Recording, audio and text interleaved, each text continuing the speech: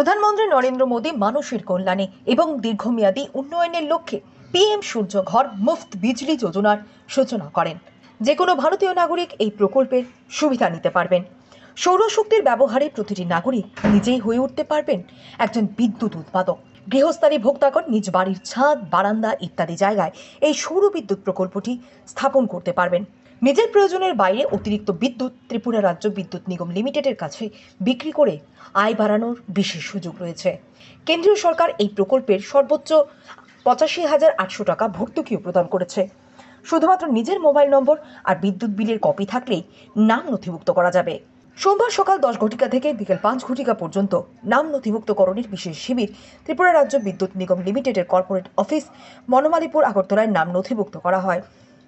সোমবার এই শিবির পরিদর্শন করলেন বিদ্যুৎ মন্ত্রী রতনলাল নাথ ছাড়াও উপস্থিত ছিলেন বিদ্যুৎ দপ্তরের সচিব সহ অন্যান্যরা।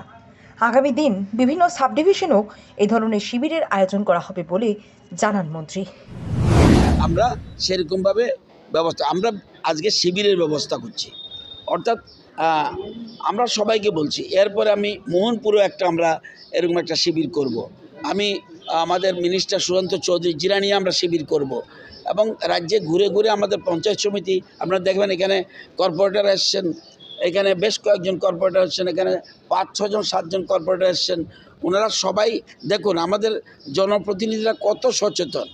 ওনারা এই যে কেন্দ্রীয় সরকারের সুযোগটা নেওয়ার জন্য এলাকায় মিটিং করে বলছে আপনারা এই সুযোগ গ্রহণ করুন।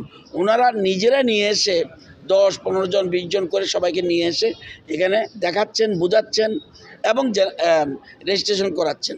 রেজিস্ট্রেশন পরে ভেন্ডার চয়েস করছেন, যদি লোন লাগে সেটাও ব্যবস্থা আছে।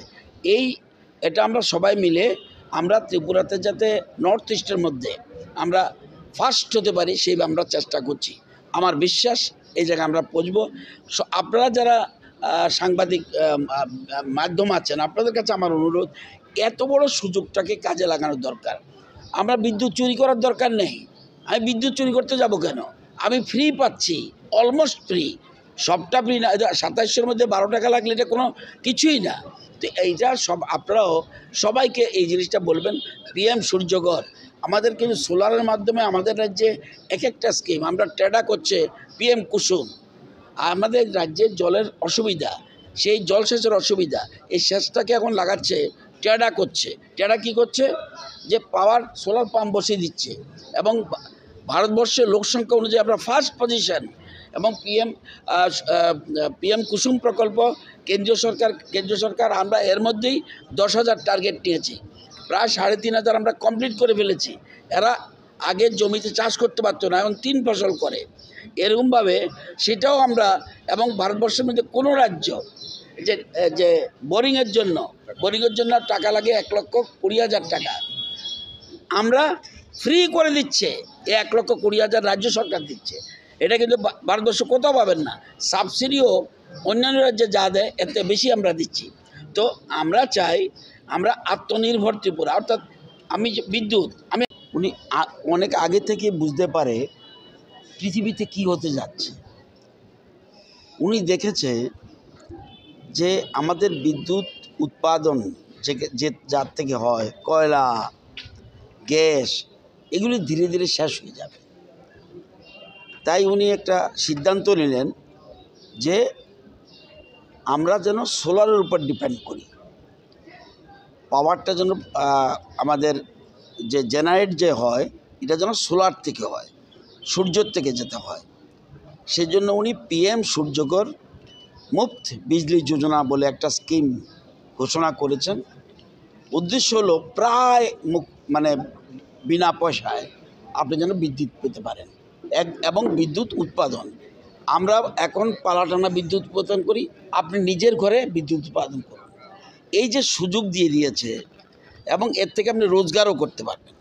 একদিকে ফ্রির মতো প্রায়, আবার আপনি প্রোডাকশন করছেন, আবার প্রয়োজনে বিক্রিও করতে পারছেন। এই জন্য পিএম সূর্যঘর মুফত বিজলি যোজনা উনি ঘোষণা করেছেন। এবং এটা সবসময় থাকবে না, কেন 26-এর পরে এটা বন্ধ হয়ে যেতে পারে। এই বেনিফিটটা যে দিচ্ছে, যদি আমি 1 কিলোওয়াট বিদ্যুৎ আমি লাগাতে যাই, সোলার প্ল্যান্ট লাগাতে যাই, তাহলে আমার যে খরচ হবে এর 33,000 টাকা দেবে সাবসিডি কেন্দ্রীয় সরকার।